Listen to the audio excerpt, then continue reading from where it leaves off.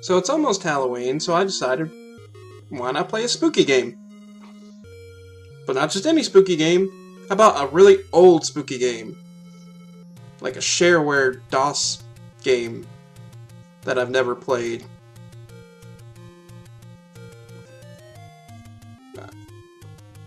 I don't see a problem with it. So let's play Wierd Island. So the first thing that happens when you boot up ye old DOS box and get the game running is, oh my god, what is that sound? Oh my god, my ears are bleeding. What the hell was that? Oh, and the best part is there's this abrupt noise right here, right? And then no more sound in the game. One random ear-splitting death noise followed by silence. Which I would assume is because they figured they made everyone deaf with the title screen, so screw making music. We start out in a very brown island looking at a sign and a boat. I'm going to call this island Browntown because brown. So we have very few options here, so let's try and examine the boat. Well, that's not good. I guess riding the boat is out of the question. Let's try the sign. A really unpleasant and yucky death. Watch out, guys. It sounds like hemorrhoitis means business. He's gonna make you yucky. To death. So next we find a fisherman and talk to him, and he tells us more stuff about this hemorrhoitis. Hemorrhoides? Hemorrhoitis? Preparation H, fellow. And I notice that he's got a box to him, so I open it up and find another box. Followed by another box. And another box. And another.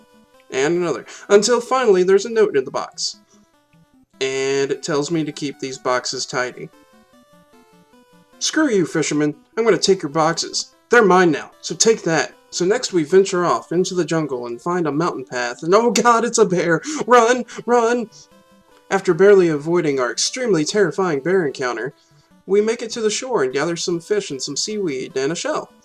Sadly, we have to leave behind our boxes because even though they are boxes and we could easily store things inside of them, they are taking too much inventory space. Next, we find a soldier who's made of sand who states that they can't let peasants in. They have to keep up their standards. I can see why they made him stand out here alone. So, since we can't go that way, I went back to the jungle and came across a village where there's a medicine man and a patient.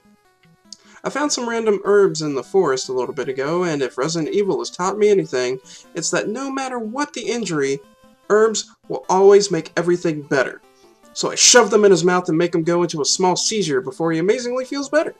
Apparently this man is the chief of the village and gives me a key to a hut. Inside the hut, I find an underwater breathing apparatus? I'm not sure what this piece of modern-day technology is doing inside this very primitive village, but screw it. Free stuff is free stuff. I keep picking up everything everywhere, and I decide to take on the bear again. My first instinct is to throw some food at it and hope that it goes away. I give it a fish, and apparently this is the one bear in the world who hates fish. I give it some fruit, and apparently it loves fruit. But the bear leaves, but not without pooping as it leaves. Well, this is a point-and-click adventure game, so the poop is probably important. I better take it. Yuck. I don't think you need to tell me that poop is yucky, game. Behind the bear was a cave where I get some flint.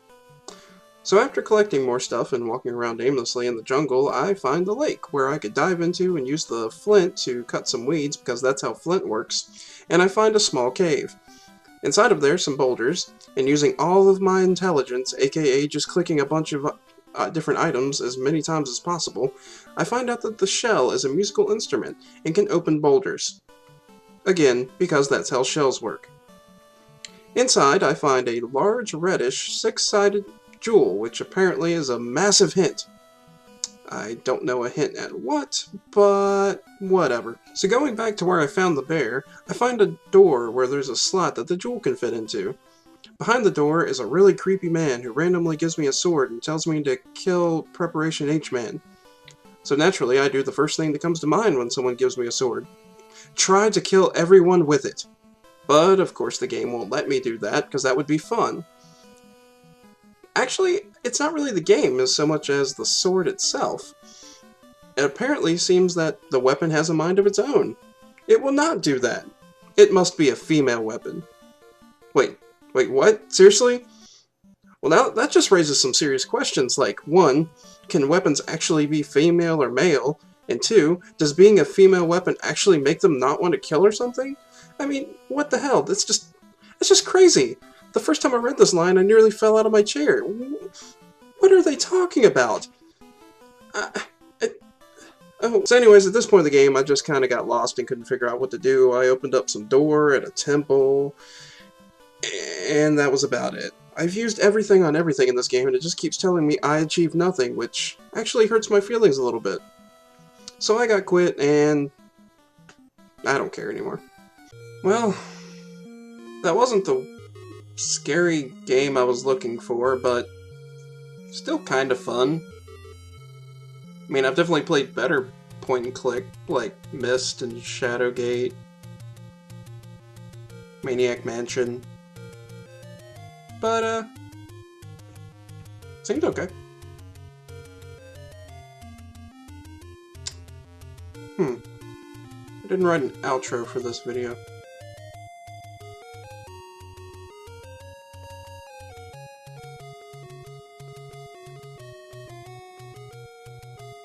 Hey everybody, thanks for watching my video. If you liked it, make sure to click that thumbs up button down there, and also subscribe for some more fun videos. Also, if you want to watch more stuff from us, click one of these fine videos right here. Come on. You know you want to click them. Just one click won't hurt you.